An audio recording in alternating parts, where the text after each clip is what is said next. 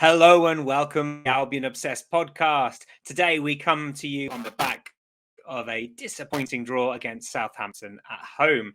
But before we dive into our post-match analysis, let's see who we have on the show today. Today we are joined by Joe. Joe, mate, how are you? I'm all right, mate. How are you?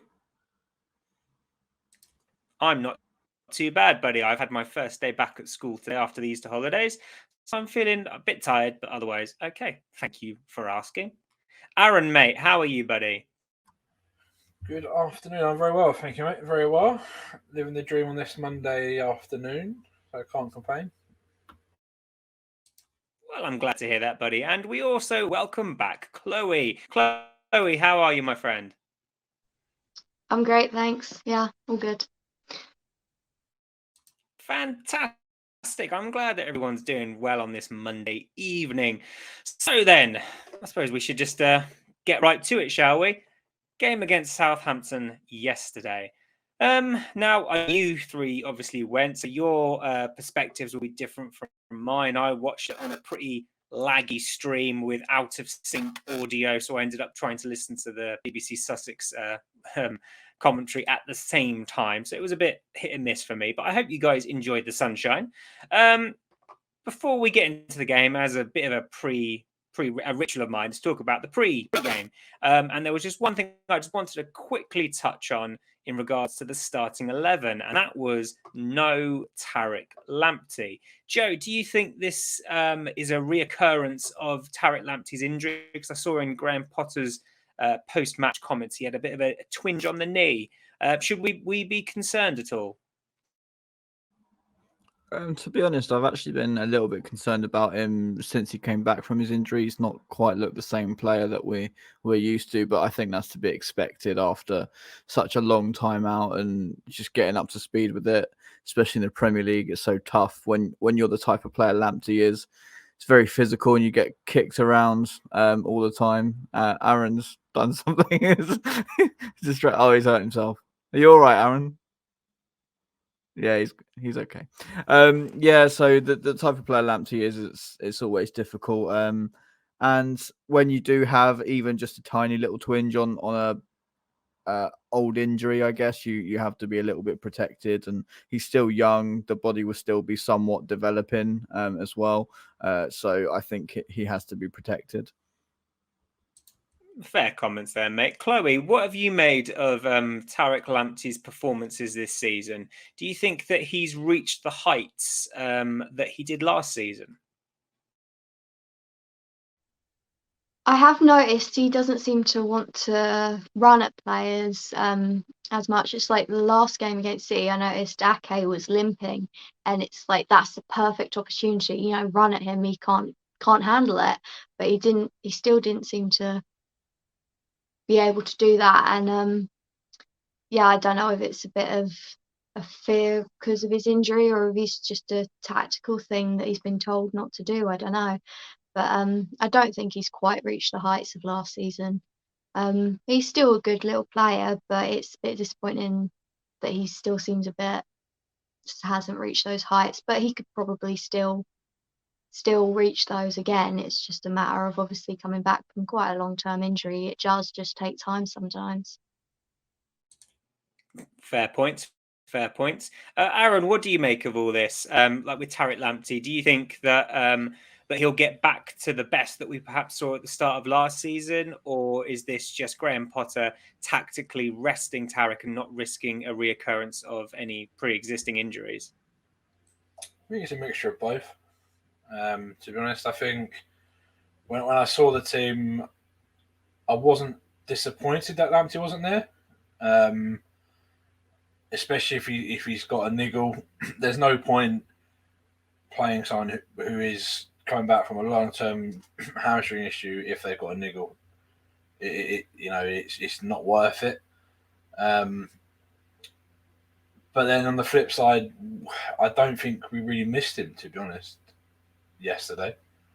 I think it was one of those games, and especially the last couple of weeks. Well, to be fair, since probably January, really, we haven't really seen the best of Taric Lamptey, in my opinion. I think he's playing a little bit within himself still.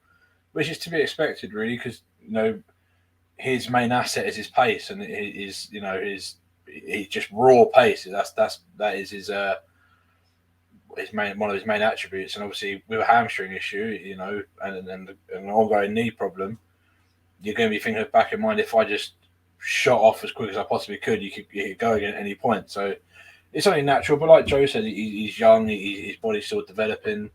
Just hopefully it doesn't turn into another sort of not another, but an injury-prone right back, which would not be good for us, or mainly for him either, really, because he's got bags of potential, and you don't want to see a player ruined by injuries. Yes, it's the first one he's had, but it was the fact it was such a long-term knee issue and hamstring issue, sorry, and after that we'd be starting picking up niggles like hamstring's a bit tight, or knocked to the knee. How long is that going to be out for?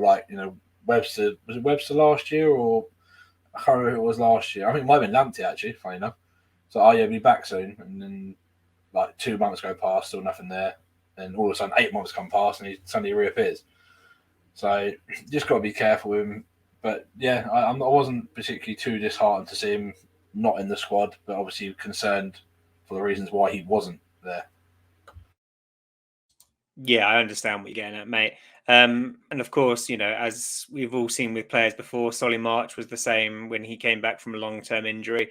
Players do play within themselves, and they play with a little bit of fear because they're worried that they can injure themselves again. And obviously with footballers who have got a relatively short career span anyway, the last thing you want to do is, destroy the thing that makes you such a special player, which obviously with Taric, it's his pace. But hopefully, fingers crossed, he'll be back and blazing down that wing again really soon. So it was a very, very, very, very quick start. In fact, it was the quickest start to any Premier League game that Brighton have played. 1 minute and 14 seconds it took us to score a goal at home. What was that like, Joe? Scoring at home? I couldn't actually believe my eyes when it went in. And the roar from the crowd, you could just tell that we've been waiting this long for a goal from open play, not an own goal. Although obviously we'll come on to the fact that there was one in the game. But it was just such a special feeling. I thought, right, we could be on for a really, really good day here. And the elation, you could just tell from everybody. And as I say, the noise was just something different.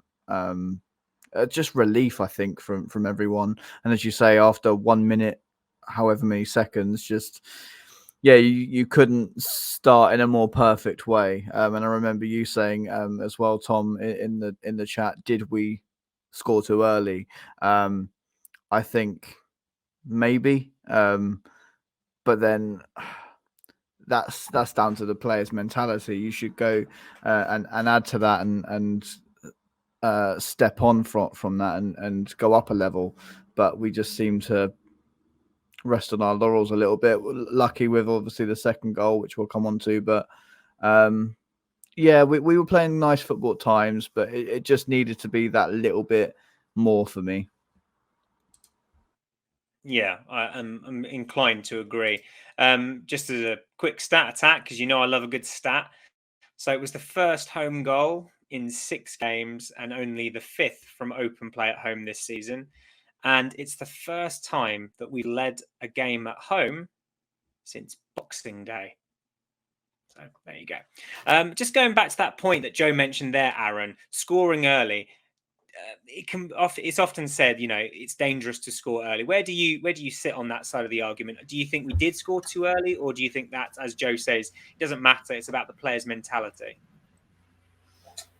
I think it's a mixture, really. I think if you score too early, opposition's got 89 minutes to get back into it. It obviously any time you score a goal is a good time. But then, like I just said, it is quite early. Gives Southampton. I thought Southampton actually played pretty okay, to be fair, in the first half. I thought they actually looked pretty good after we scored, and then obviously the second goal soon, just before half time, and you're thinking, here we go. So, they'll be rattled now. But yeah, I think a little bit early. I would like, would have said. To be fair, I'm not being funny. I was just happy to see a goal. To be pretty honest with you, I'm not gonna lie. It could happen 30 seconds or 89th minute. I was just happy to see a goal, and from open play, which we haven't seen for such a long time. Like Joe said, the actual elation when that ball went in was something I think a lot of the fans missed. That's why the atmosphere was so good. I thought for the first sort of 40 minutes, and then just before the break, it all went a little bit peaked on really after that. Unfortunately, so and we'll get on to that in just a bit. But before we get on to any of that, the goal, Chloe, was scored by that guy Welbs. Now, we extended his contract last season. Do you think he's done enough this season to warrant another 1-year extension? What would you do if you were Graham Potter? I'm actually not the biggest fan of Welbeck, but yesterday he was probably our best player. And I'm not sure if we should extend his contract or not. He has only got 4 goals, I think it is, this season. And I'm just not sure what he offers, but then he is another striking option. And, obviously, hopefully we're bringing Undav back. And then we've got Mope and Undav, Welbeck. If we bring someone else in as well, I would be happy to keep Welbeck. But I don't want to keep him and then not bring in another striker, say, oh, we've got 3 strikers there. So I would be considering it because, he was really good yesterday. I was very impressed with him. But there's been a few games where he's just been a bit anonymous, in my opinion, or, people like to go on about Mope not being very clinical, and I don't think Welbeck is either. He shot against Spurs and it went out for a throw-in, which I thought was particularly poor. But he can have some good performances like yesterday, and so maybe we should. I think he's a good option, but I wouldn't want him as a starter next season. I'm inclined to agree with you there, Chloe. I think what Welbeck does bring, I think he's obviously got that wealth of experience. I'm sure he must be fantastic to work alongside if you're a young striker. But I agree, he's not particularly clinical, hasn't scored many goals since joining us. But definitely as an option, if we had another striker, I'd be happy for Danny Welbeck to come on from the bench and try and affect the game that way. But yeah, it's just an interesting thing that we could be seeing over the next couple of weeks, chats about Danny Welbeck's new contract, if we do offer him one. So moving on from Danny Welbeck there. Now, Aaron's already alluded to my next point, which was how Southampton responded. And I think it's fair to say that after we scored so early, Southampton probably had not the better chances because they didn't really create many chances, but they played better than we did. And we did have a moment where we were let off, didn't we, Joe, when Southampton hit the post. So just to let me jog your memory there, Joe, just in case you've forgotten. So Livramento is given so much time and space. He has a shot, it hits the post, it rebounds, hits Sanchez, but doesn't go in. And Adams fails to connect with that loose ball in front of an open net. It's a huge let-off, Joe. Huge let-off for us. So my question to you is, and I realised when I was going through my notes that I wrote this question so many times. Why didn't we close the Southampton players down? Yeah, that's very frustrating and something I'll talk about in their second goal as well. But it just needs to have. I don't know if it's something Potter's drilled into them to be a compact unit and work as a unit and sort of block the players and not. We've got Caicedo on the pitch. We've got McAllister on the pitch, who both aren't slow. So if you've got Caicedo running at you, who was unbelievable in the first half against Man City, as we've already touched on in the last podcast, I don't get why he wasn't sort of doing that closing down role again yesterday. I thought he was really good in the midfield. I'm not slating him at all. I thought he was really good yesterday. But we've got a player there that can do that job that wasn't done when they hit the post and in the second goal as well. So it's frustrating. And I was right behind where all of that happened, and I saw it bounce off Sanchez, and I was thinking, oh, here we go. This is the most Brighton goal to concede ever. And I'm not sure how Che Adams didn't connect with it, but thank God he didn't. And as you say, a massive let-off. Huge. Just coming on to the midfield three. Now, I wrote in my notes that I thought that the midfield three were really fluent with their movement going forward. But I was really surprised to see that within that midfield three, players weren't going off to cover the wings defensively. I think we gave them far too much space down the flanks. And when you've got Livramento and Walker-Peters bombing on at you, which they like to do, we just allowed them far too much time and space.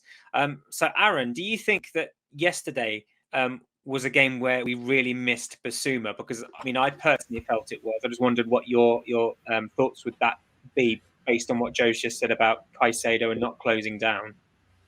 Yeah, definitely. I think that it would have been a bit of a different game. I think if Basuma played, I feel we actually surprisingly missed his energy.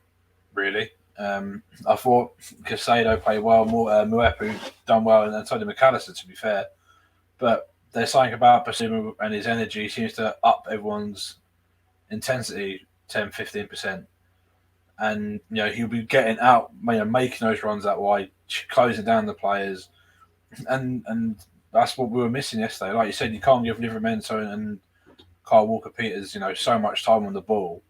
And with Livramento's strike, again, it takes a deflection. How many goals did we see? Like, it wasn't a goal, but how many goals like that have we conceded this year? Honestly, I sort of stood there and didn't react to it. It's like, it's like funny. I was like that was just an absolute mess.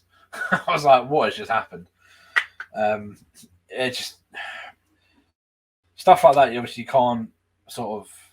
can't stop deflections, but you can stop them going in or getting close to the goal by closing them down. Closing down quicker. And then that's something I feel like needs to be addressed. It's all well and good being a compact unit against City, Liverpool, but when you're playing Southampton, no disrespect to Southampton, they haven't got the quality to unpick you like a City or a Liverpool. So you can play a little bit more, not freedom, but a little bit more risk taking. Let's say that, because you're going to have a lot more opportunities to press and win the ball, unlike you do against the top teams. Is it something that Potter's drilled into the players? I don't know. It's looking that way because it seems to be that most games we play, we don't seem to like closing players down straight off the bat. We give them a lot more time, and obviously that's what happens later on in the game. Yeah, I think I saw a stat the other week, because you know me, I love a good stat. And I think we're right up there with City and Liverpool in terms of our pressing game and how successful that is. But I have noticed in the last couple of games, we haven't been pressing as much as we normally do. So I was really surprised to see how much freedom we were giving Southampton at times yesterday. And obviously it resulted in free kicks being given away. Cucurella gave away a free kick in the first half before the one that eventually James Ward-Prowse scored. But he gave away another free kick in a dangerous area. And you just can't do that. It's what Dale Stephens used to do all the time. And it often cost us. But it was a very open game in that first half. And we did get the ball in the back of the net from a corner. Neil Maupay managed to head the ball in with a lovely header from Dunk, but unfortunately it was offside. Chloe, Neil Maupay is so close to breaking Glenn Murray's record of Premier League goals for us. When do you think that next goal is going to come? Next Saturday. Why not? I really want him to score, and I think it would be good for him. I think hopefully when he gets his next one, he'll start scoring again, because it's been a few games now. I think the last time he scored was against Watford. But he's got it in him. There's no reason he can't score the next game he plays. He's a good player, and it would be nice to see him get one at Wolves. I like that. I like the optimism. And yeah, I thought, from what it's worth, there was moments in yesterday's first half where I thought Neil Maupay, Trossard and Welbeck, they looked so fluid together and they were really dangerous going forward. And it reminded me a lot of the Newcastle game last season, where those three just caused Newcastle absolute, they were just causing havoc. And I saw that at times in yesterday's first half. And it'd be nice to see more of that for the remainder of the season. Joe, I've just touched upon Livramento and how dangerous he was. And obviously, Livramento, he picked up a really nasty looking injury yesterday. And of course, I wish him all the well, speedy recovery. Now, there's no way I can say this without it sounding absolutely horrible. But considering how much trouble he was causing us, were you happy to see him off the field? I've got to be very careful, as you say, how you word that, because I don't want to disrespect him. That's, you never want to see. Yeah. To be fair, happen. Probably my question. That's probably what I'm trying to get at, because he was such a dangerous player. Was it a bit of a sigh of relief almost? Without the context of a as you say, it's such a difficult question to ask, because you don't want a player like that playing against you, because he is class. And that injury happened sort of right in line with me. I saw Welbeck take the ball past him, and then he's a rapid player, Livramento, and he stops to turn, and his leg just doesn't go with him. It's horrible, absolutely horrible. And because of how Southampton were up to that point as well, with going down so easily, my mum got up and was like, "Oh, get up, you're not hurt." I just said to my mum, like, sit down. He's really, really, really hurt himself here. And then everyone around me sort of was like, "Oh my God, yeah, he has." And yeah, it was horrible to see. And as you say, I echo you and wish him all the best and hope he's got a speedy recovery and it's not as bad as what it did look like. But just to answer your question, you don't want players like that playing against you. It's so difficult to say how you feel when that player does go off. I felt regret that he's hurt himself. But also you think, okay, luck is, you can't call it luck. As you say, it's so difficult. All I can say is I wish him all the best without sounding disrespectful. Yeah, it was a pretty dodgy question from myself there, so I take responsibility for that. But it's really difficult. As we say, we wish him a speedy recovery because he's a really exciting prospect. And I obviously never like to see a player like that. I mean, we've had it ourselves with Jakob Moder this year. So yeah, we wish him all the best and speedy recovery. So second goal, and it's that own goal fella coming back to help us out at the AMEX. So just before the second goal, Aaron, there was some fantastic work done by Danny Welbeck and from Trossard. What did you make of that second goal? Yeah, it's lovely football. It seemed like we were watching Welbeck when he was at United. He brilliant turn of pace, and obviously it was lucky, obviously. But I feel like at that point, that's what we needed. We just wanted that little bit of luck to sort of really settle the nerves, to be honest. And then, from that point onwards, we didn't really do a great deal and deal with really what Southampton were throwing at us, really, from after that, in my opinion. Not much to really say about it, to be honest, because it's an own goal. You can't say, "Oh, beautiful own goal, beautiful shin that in off the post and in." It took me a good, sort of 4 or 5 seconds to realise what just happened, because I was just sort of was like, "Oh," it was like looking around Sanchez, like, "Oh, he's gone in." So, Jesus, how does that happen? And yeah, I was like, nice. I was like, happy days, 2-0 up. Well, 2-0 up going into half time. This was my simple brain thought. And simple being the operative word on that one. And yeah, we all know what happened next. Yeah, I shared your optimism, Aaron. I thought, oh yeah, great, perfect time to score. Just before half time, we're going to go into the half 2-0 up, and we're just going to see the rest of the game out. But it didn't go like that, did it, Chloe? Didn't go like that at all. Once again, some frustrating defensive play for me. I thought Cucurella and Dunk seemed to get a bit turned inside out. And Cucurella gives away the free kick in a very dangerous position. And Chloe, was it just so predictable what was going to happen next? Yeah, it almost felt like when you give James Ward-Prowse a free kick in that position, it's like a penalty. You just know he's probably going to score it. And he did, obviously. And I think that was a very sort of important time to score, really, just before half time, giving them that bit of hope going in. And yeah, it was very predictable. You knew once we conceded that free kick that it was likely going to go in. I was a bit disappointed how easily it went through the wall. It just seemed to go through the wall. But I think the Southampton players sort of moved out of the way, so obviously they knew where he was going to put it.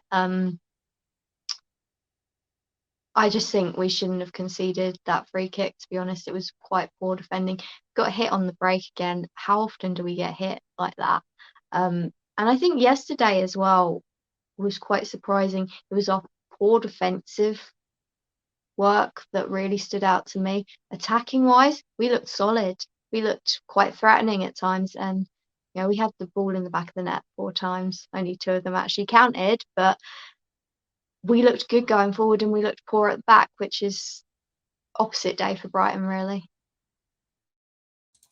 Yeah, I like how you've used the opposite day, because there's something else that we're going to come on to a bit later that is very opposite to the way that Graham Potter likes to set up his Brighton side. And I'm glad you mentioned the wall, Chloe, because we've had a bit of a disagreement, haven't we, Aaron, about this? Now, I'm going to put my point across first, and then Aaron can have a lovely time talking about his boy Sanchez. So for me, Mwepu needs to do better in the wall or wall adjacent, whatever you want to call it, because as Chloe says, like the Southampton player ducks down. The Southampton player knows what's coming.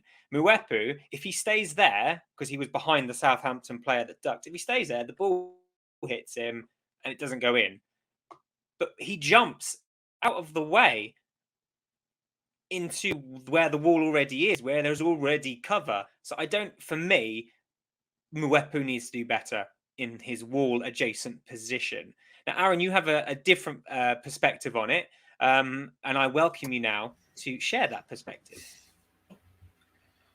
To start with, the wall was perfectly fine. It was positioned well from Sanchez.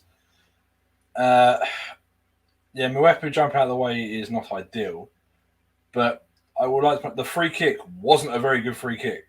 He scuffs it. Like it didn't have that much pace, that much sort of, just had accuracy. And Sanchez seemed to move so slow to even react to what was happening. Admittedly, I thought he was going to bend it over the wall. That would have been vintage Ward-Prowse. But for the fact he scuffed the free kick, Sanchez has got to do better. He has to do better. It's goalkeeper side. It's like you should not get beaten on a free kick goalkeeper side unless it's hit with power. Like, unless it's hit with power high in the net, then you should not get beaten. And it just felt like he was very slow to react. When you said the wall's got to do better, there's nothing the wall could do. It was nowhere near the wall. Mwepu could do better, probably, but the only thing I could think of is he's trying to track Romero's run. But obviously Romero ducks and he's tried to just jump in quick as he can. Obviously, Ward-Prowse has seen that. He's picked the gap. The goal wouldn't have happened if Mwepu stands still. You're probably right on that, but he didn't, and Sanchez has got to react to that, and he didn't. I'm not digging Sanchez out. It was just a bit of a poor bit of goalkeeping. It's his side, and the thing what frustrated, I read on Twitter, everyone was like, "Oh, really well hit free kick." No, honestly, it really wasn't. Like like I said, if it's hit with power and sheer pace, and I'd be like, yeah, fair enough, that's a great free kick. He can do that. Ward-Prowse is a Beckham regen. He's set plays up fantastic, but it's the fact he scuffs it. Yeah, baffled, but really baffled me. I think Sanchez actually done okay, to be fair. Yesterday, what he had to do, he'd done okay with. Couldn't do anything with the second goal. That was a fantastic strike. But his kicking was okay. Only downside is he probably the same thing I say every week. He was a bit slow on the getting out from the back. He had the ball in his hands a bit too long, and he seemed a bit too chilled out when we were trying to push through for a winner. I thought he seemed a bit chilled and a bit like he didn't really particularly care that we were trying to push for a winner. He was just his own little world. But like I said, Sanchez got to save it. His side, nothing wrong with the wall. Yeah, that's what I'll say on the matter. Quite calm, and for me that was fair, but it was very calm and collected, Aaron. Well done. Yeah, I think it was wait till later. A collection of errors, wasn't it? Really, Cucurella giving away a silly free kick. Mwepu jumping out the way, and Sanchez being as slow as a snail to get down. And just quickly regarding that Sanchez being too nonchalant, I get such stoner vibes from that man. He's just, everything is just like, yeah, okay, cool, yeah, in my own time, which in many ways I like, but in some ways, as you say, when you're chasing a winner, it's not what you need. So the half is flipped on its head. What's up until that point been a really positive half. We go into the half time, and Southampton are the team that are being G'd up because they've just scored a goal. We come out in the second half, and I think it's fair to say that Southampton certainly came out a lot better than we did, and we're going to talk about that in a little bit more detail. But before we get onto that, I'm just going to pick up. There was one point at the start of the second half that really grated me. And that is when Trossard launched a counter-attack. And I think it was 3-on-2. And the referee blew the whistle and pulled it back, even though we had advantage. So I'm going to come and chat about the referee, because there was a couple of things in the early second half that really annoyed me. Again, I think Forster collected the ball when it had gone out of play and nothing was done about it. And it just seemed to me like the referee was not in control of the game. Joe, you were there. Was my armchair supporter head of the referee is rubbish, right? Or am I wrong? There is one or maybe two, however you want to look at it. I think it's a hyphenated word. One word for him. He is anti-football. He didn't want the game to be played. He wanted it all about him. You see that from so many Premier League referees. It's a disgrace. They need a complete overhaul of their refereeing. In that league, they need to seriously look at themselves and think, just, am I the reason that some games don't flow nicely? And yes, they are, because Southampton, you breathe on one of their players, they go down, free kick. Us, there were times where Southampton players were literally kicking us, pulling us. Like, Solly March almost had his bloody shirt ripped off of him. This isn't a bloody strip club. This is a football stadium. Don't go taking his frigging shirt off and then don't get penalised for it. It was a completely one-sided affair from the referee. As I say, anti-football. And yeah, it's a disgrace. I don't want to see it anymore. It's really, really great. I mean, I got so bloody annoyed and said some things that I shouldn't say, but yeah, really, really angry. I'm glad it's not just me then. And I've said it before on this podcast, and I'll say it again. I know it comes across, or can come across, as really petulant, really childish to blame the referee. But yesterday, he just didn't seem to have a clue. Chloe, what was your perception, your view on the referee? Do you think me and Joe have got a point, or do you think we're overreacting? No, I definitely agree with you. It's like they went down if we so much as went near them, and the ref fell for it every single time. And then we were genuinely getting fouled sometimes, and nothing was done about it. I definitely don't think he was a particularly good referee. Um, and yeah, and that one where um he didn't play the advantage, and it's like, why are you pulling it back? We were just about to attack. We could have got a goal. We probably wouldn't have, but we could have, and you just pulled it back for no real reason. It was just annoying. It was very irritating. When you see games like that, it's like, do you think they're a Big Six club or something? Because they get all the biased decisions, but yeah, it did seem a bit biased almost towards Southampton at times, and it was just irritating to see, to be honest. We didn't get anything, and they got everything. Yeah, it certainly did come across that way. And as I said, I know it can come across as really sort of like stamping your feet, having a tantrum, but I just thought the ref was so poor yesterday. And he was smirking as he left the pitch on 90 minutes. I don't know if you guys saw that, but when he left, he was smirking. Some of the fans were giving him some jip, which I think they were in their right to do. And he just smirked at them when he went off down the tunnel. Sorry, Tom. I've just seen why maybe he was so horrible towards us. He's from Merseyside. And we didn't do Liverpool a favour against Man City. So he was probably still a little bit petulant about that. So, yeah, makes sense. I think we've had him before, and I think we said the same thing then. He just no control over the game whatsoever. And the fact that we have to talk about the referee is just disappointing, in my opinion. These guys are professionals. They should be able to do their job with a degree of competency. And more increasingly, we are chatting about the refs far too often, in my opinion. But moving on, because it's not the refs' fault in many respects that we caused our own problems. Now, Aaron, Chloe brought up earlier about it was almost like opposite day for Brighton yesterday.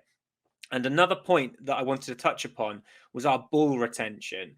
Now, normally under Graham Potter, you expect good possession play, being good in possession, being able to knock the ball around. But what we've definitely been guilty of in the last two games is causing our own problems that lead to goals. And that's exactly what happened for Southampton's second goal yesterday. Webster gives the ball away really cheaply. We don't close the Southampton players down, and then they score. What do you think seems to have happened with that whole idea of keeping the ball and playing those, I suppose, sideways easy passes? Why are we not doing that anymore? You notice the last two games we've struggled with ball retention, and we're missing Basuma for the last two games. Just throwing that out there, because I feel like when we have the ball at the back, it goes to Basuma. Basuma turns, plays it out wide, and we break. We had that for probably the first 20 minutes yesterday. I thought, we actually looked good. We done all right. We done what we needed to, and then it went a bit flat. Probably after Liverpool's injury, it went a bit flat, and it sort of carried on really throughout the game. And it felt like Webster was trying to force a pass that wasn't really there.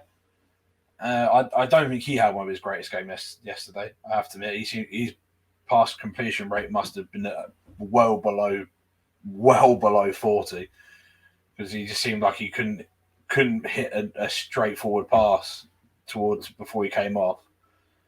And like you said, it leads to the second goal, and it was a fantastic strike. I was literally directly behind Ward-Prowse as he hit it, and you saw the ball go outside the post and curve back in. Great strike, but again, causing our own issues. How many times have we said that this year? Not even the last couple of games, just this year. We have tendencies to do this. And after that goal, you expected a bit more of a response. And we got it maybe in the last sort of 5-10 minutes, really. When just after Potter made those changes, it seemed like it went completely downhill, and then started like I said, last 10 minutes, we started to look like we were pushing for a winner. But yeah, to be fair, apart from not closing down, there's not much, and of course giving the ball away, there's not much else we could really do about that second goal. It was a great hit. And that's what you can do. People say he's a free kick merchant, Ward-Prowse, which is probably correct in some degree, but he should be playing at a better club than Southampton. Without him, Southampton would be relegation fodder. Like, in my opinion, they've got nothing. Like, honestly, they haven't got anything. Because I looked through that team yesterday. I said the only one who worries me is Nathan Redmond, because he always needs to play well against us, and Ward-Prowse. Other than that, there isn't really anyone you'd be like, he is phenomenal. You need to keep an eye on him. Where some teams, even the likes like Burnley and Watford, they've got players like that. You've got Sarr, keep an eye on him. Dennis, keep an eye on him. Where Southampton, they're Ward-Prowse. That's it. Don't give him a free kick, or like Chloe said, his free kicks are basically like penalties. And it's, if he goes, they'll go down, in my opinion, because they haven't got a great deal left in that club, and that's what I think has kept them up for so long. Losing Danny Ings, no goal scorer, and then Ward-Prowse, if he goes, then they'll lose everything. No creator, no nothing. So is what it is. I think with the second goal. Yeah, definitely frustrating. I think, as I said against Man City, it's frustrating to concede those sorts of goals because they are preventable fundamentally if you just keep the ball better. But at least against Man City, you can say we're up against world-class players. Can't say that against Southampton. Aaron Joe touched upon the substitutions that Graham Potter made. Now, for what it's worth, I thought they were definitely done at the right time because we had struggled to get into the second half, I suppose. Southampton were winning every second ball. And he brought Pascal Gross on. And to start with, at least on my telly box, it looked like Pascal Gross was playing at the dreaded right-back position, which I absolutely hate. Now, on the bench, you've also got Afia, who we saw against West Brom play as a right wing-back. So why has, in your opinion, Joe, Gross been brought on at that right wing-back role, even though he hasn't got the pace to do so, instead of Afia? Do you think Potter has lost faith in youth? I'm not sure he's lost complete faith because of Caicedo.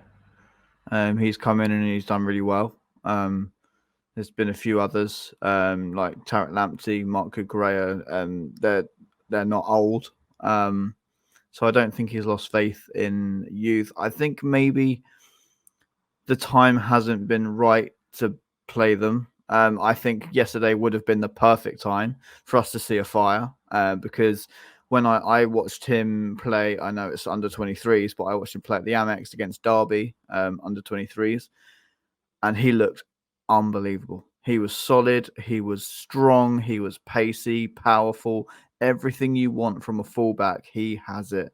He is a serious talent for the future, and we should be very excited that we've got him on our books. And yeah, I would have loved to see him yesterday. Obviously, Pascal Gross has come on in that role, and he was terrible in that role, and he always is, in my opinion. And I thought when he moved into the midfield, he looked a little bit better. And it was nice to see Solly adopt that role. And I thought Solly March gave us the energy that Solly March does. I just don't think we made the right changes to change that game. I think we should have seen Sarmiento a little bit sooner. And yeah, as you say, I really do think we should have seen a fire because he's looking really, really good. Yeah, I would have seen him. And I think in these last few games where, we're not going down, we're not getting Europe, it's the perfect time to blood the youngsters. I suppose the reason I ask whether you think that Potter's lost faith in the youth is because Chloe's touched upon it before. that we've persisted with playing a back four, and yet we've got young Hayden Roberts sat on the bench, who's a natural left footer who can replace Big Dan Burn. Dan Burn reference. That's what he's there for. And if he's not ready to play a Premier League game, why wasn't he sent out on loan in January? I suppose that's what sort of confuses me. You've got these players who are naturally centre backs, naturally right backs, and instead you're playing players out of position, or you're not playing in your strongest formation. I don't understand that logic personally, but of course Graham Potter sees the players in training. I do not. So moving on from that, then we did look a bit better when Pascal Gross moved into the central of the park, because that's where Pascal Gross operates the best. There's a reason that he is one of the best chance creators at this club. I know that a lot of people don't like him, but he does create a lot of chances for us. And then he did put the ball in the back of the net, but it was ruled out for offside. So quick yes or no game, children. Was that offside? Joe, come to you first. Was Pascal Gross offside? Not a fucking chance in the world. Joe did a swear. I can't believe it. Joe, you've given us our expletive warning for today. It wasn't Aaron or me. That's impressive. Good skills. Aaron, how about you? In your opinion, was Pascal Gross offside? I was under the belief that the attackers get the benefit of the doubt in VAR now. No, that's what I thought it was this year. For me, that's too tight to call. In my opinion, that is too. They drew the lines thicker, if I remember correctly. It's like, right. So in that case, he's offside because they made the lines bigger, giving the attacker the advantage. I've watched and seen so many videos. I can't even tell if those lines are either in the right place or not, because I don't know where they start on the centre back. I don't know when they start on Gross. It's just VAR being inept again, isn't it? How many times do we have to have this discussion about VAR being inept? I had it last week. I've had it before. I just don't. Shit like this should not happen, because it is minuscule. I'm talking minuscule. You know, if it's a good foot offside, or even like, you know, his half his like leg is offside, then fair enough, because you know that's offside. You can clearly see that. But when you got something that is so tight, that's what she said. Edit that out. Sorry. I had to say that. Oh, I set myself up. I'm so sorry.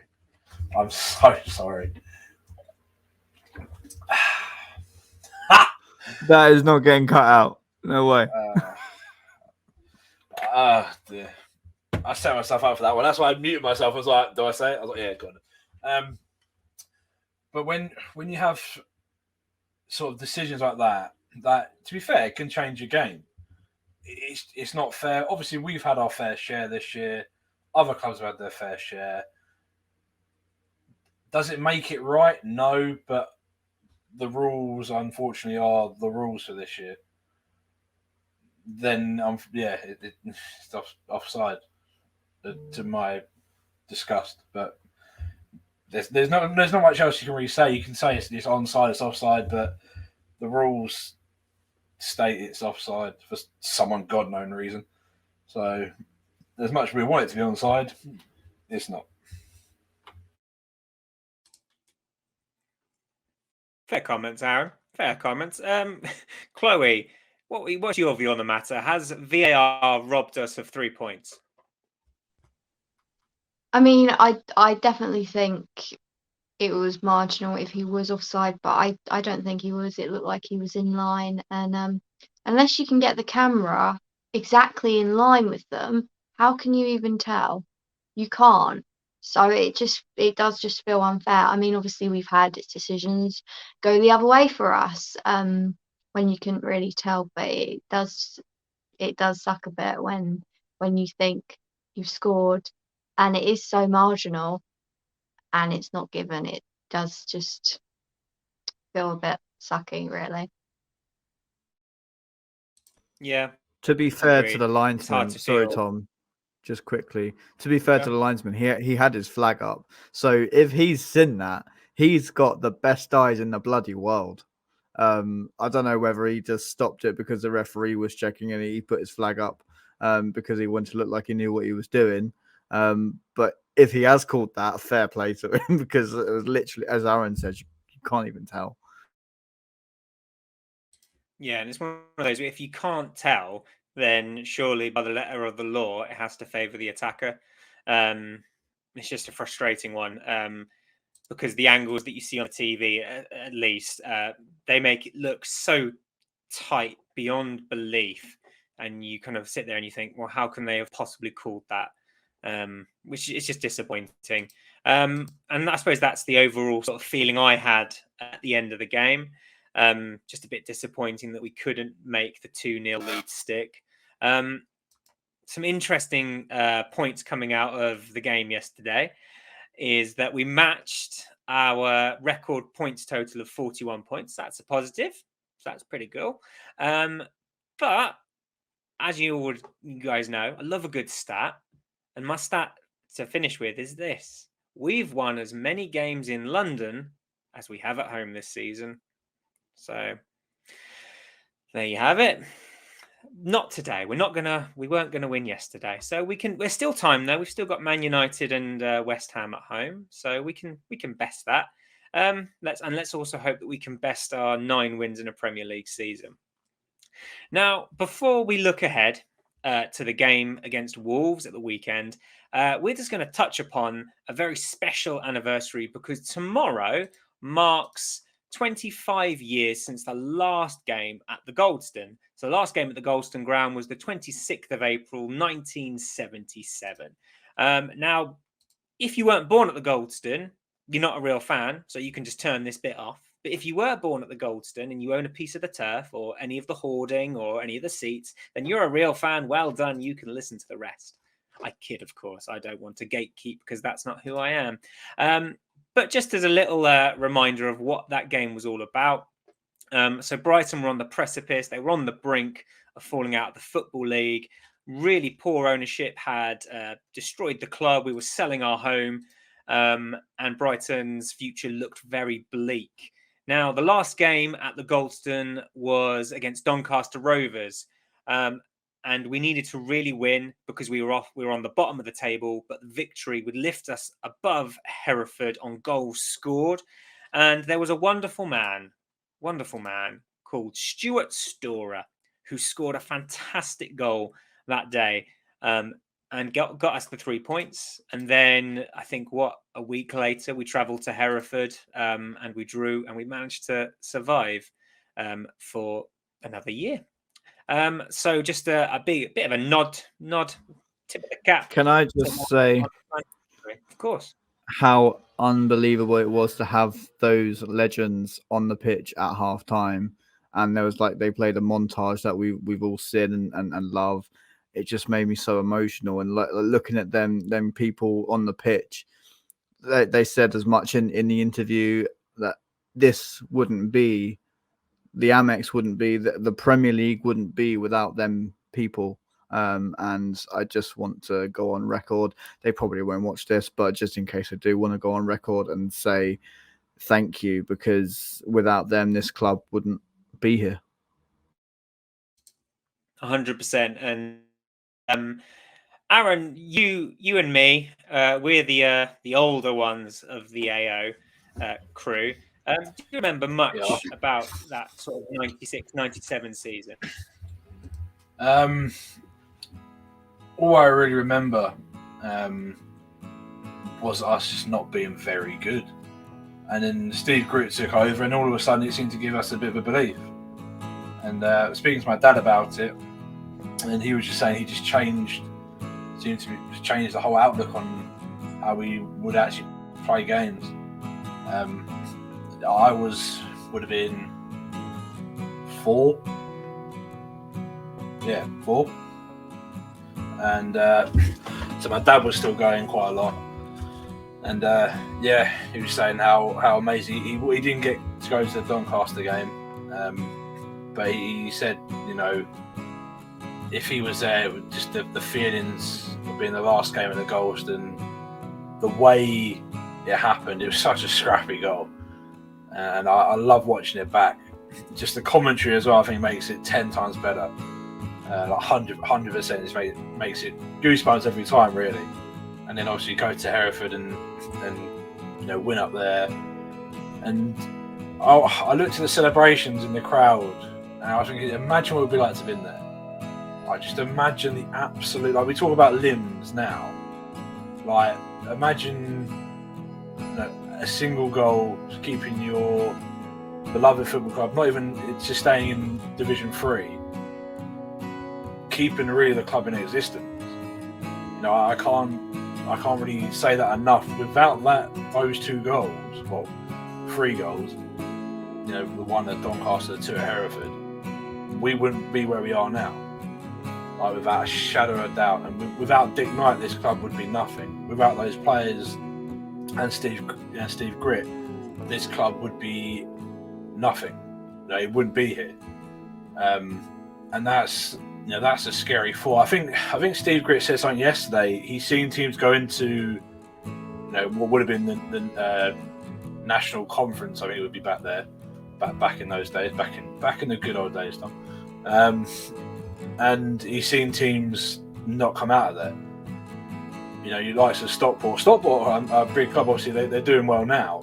They've been in there for years. They've been in the Conference North for a long time. I remember watching Stockport at the Withdean, and I remember Washington Diamonds, obviously Bury, obviously, but teams like that, and it makes you very grateful that when you look back and think how close we were from going out of existence, going out of the Football League, to us bitching and moaning that we've conceded 2 goals in the Premier League at a 30,000 seat stadium in Brighton. It just puts everything into perspective, really. And I think a lot of I don't know if we have a lot of older fans. Is it older? God, I sound like an old man here, Tom. But the people who've gone, been to the Goldstone, been to Priestfields, years at the Withdean, it's people like you guys who've made this club, and now it's us, the younger generation, to push us on even further. And it doesn't make them less of a fan because they weren't born then, or they didn't know anything about the history. We are at one as a football club. Even if you were born in the 1960s or start of 2000s, or anything like that, you still support this football club. You back the football club, whatever happens. Doesn't matter if you, like I said, doesn't matter if you've been to the, been to the Withdean or been to Priestfields. You've done the 2-hour trek there and back to watch us get battered because, in Division 3 because we couldn't do anything. People like that built the foundations for what we have now. Now it's our turn to build foundations for what we have in the future. And hopefully, touch wood, we never have anything like that again.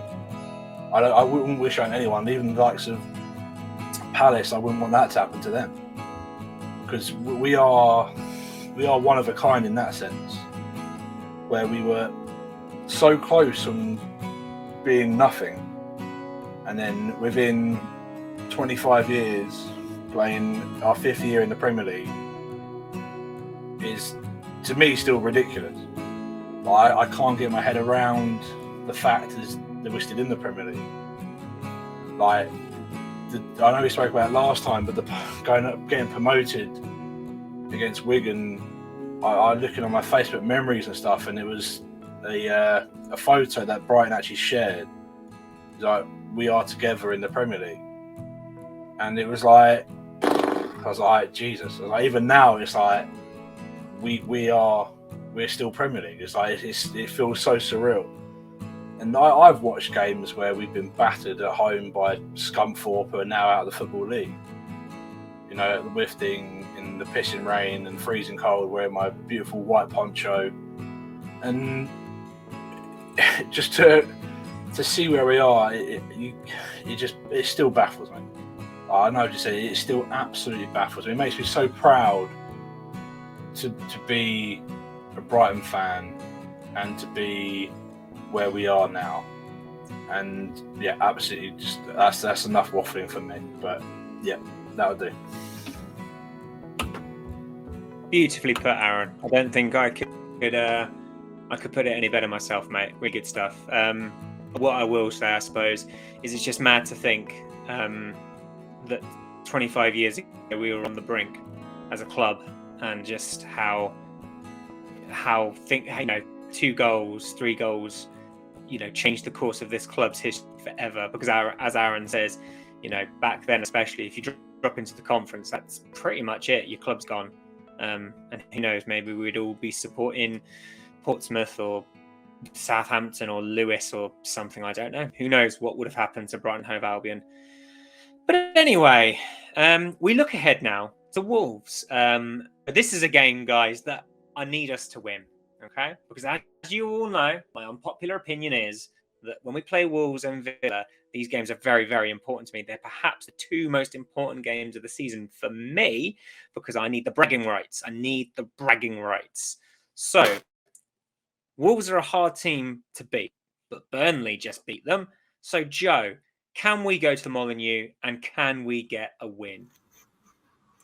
It's that age-old thing where we're playing a team after they've lost a game and they're looking for a reaction, and we're not going to win the game. Although our away form is miraculous and so good this season, I think we'll get something. I'm going to be the pessimistic one and say a draw. But I think our away form, I think we could get a win. But if I'm being realistic or pessimistic, however anyone wants to pin me, I would say probably a 1-1 draw. Yeah, I mean, to be fair, as I say, Wolves are a hard team to score against. They don't score a lot of goals, but they don't concede a lot of goals. So they are going to be tough to play against. Aaron, what do you think our prospects look like at the weekend against Wolves? It's going to be difficult because I think Wolves are probably one of the best defensive teams I've seen in the AMEX this year. I thought they looked really, really good. I think Cody's been exceptional this year, especially for them. But like you said, they don't score many, but they don't really concede. They are such a solid unit. So would it be a case of keeping the ball and trying to break the lines and sort of try and force something, or do we just completely change it up? Do we go a bit sort of route one over, sort of hitting the fullbacks, because obviously they play a 3-back with wing backs, trying to hit the gaps and get Welbeck or Morpay, whoever starts, hopefully both, to be fair. We'll just run into the wings and go from there and try and build something that way, because you're not going. I can't imagine us trying to play through the centre halves, because Kilman, Cody, can't remember the other centre half who played against us at the AMEX. They were really good. I was very surprised by Kilman, and to be fair, I don't really rate Cody. I have to admit, I've never been a particularly big fan, but he looks very good this year. I hate to do this, Joe, but I probably agree with you. I'd happily take a point. I really would, and it's going to be one of those games, like Joe said. It's a team coming back off a defeat. How do they react, and also how do we react? And given a 2-goal lead away at home, but then we're away from home, and for some unknown reason, there's no unknown reason about it. I think I said it in the chat the other day. Playing at home, it seems to everyone, all the pressure's on us to play well. it feels like everyone is watching us and thinking, we've got to win, we've got to score goals. Tottenham was a prime example. We're fantastic. Arsenal, we're fantastic because we haven't got any pressure of playing in front of our own fans. We've got nothing to lose, really, because you're playing the top 6 team away from home. Just play with freedom, and I think that's what we need to do Saturday and go from there. Really, it's going to be difficult. I would like to see Morpay get a goal if he starts. I think I feel sorry for Neil. I really do. And I can be a big critic of a lot of players, but people were slating him on Saturday saying his work rate wasn't good enough. You've got to remember he hasn't played a 90 any sort of high intensity football for 3 games.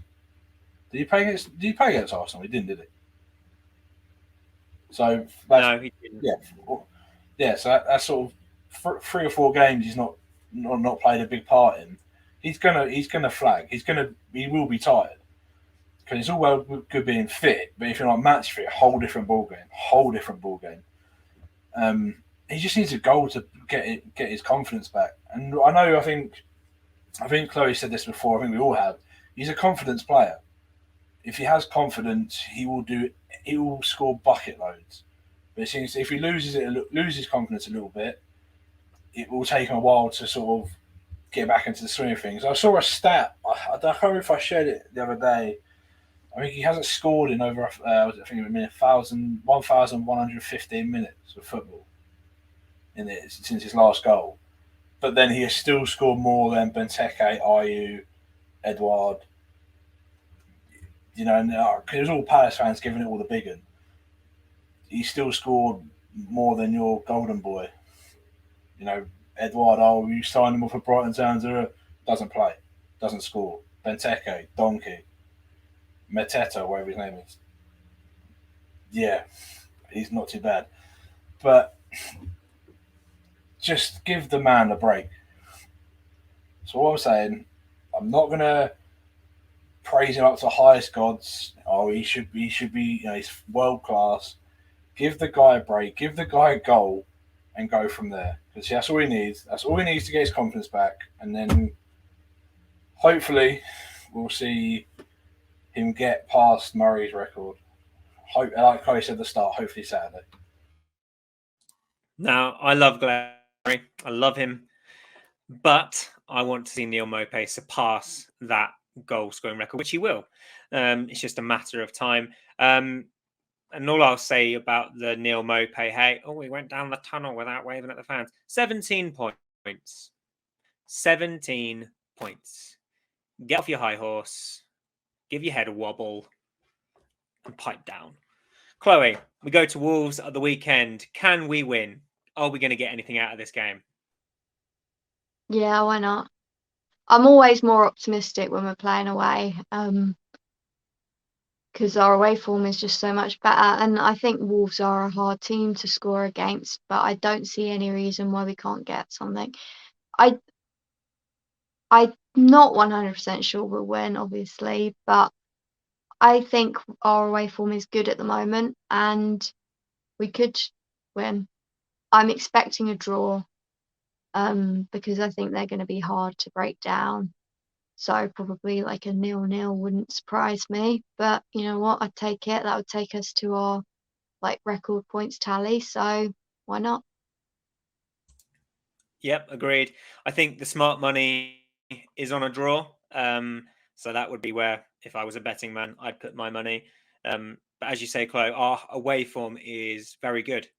So we've got every chance of going there and picking up the 3 points if we turn up and we can beat down a resolute Wolves side.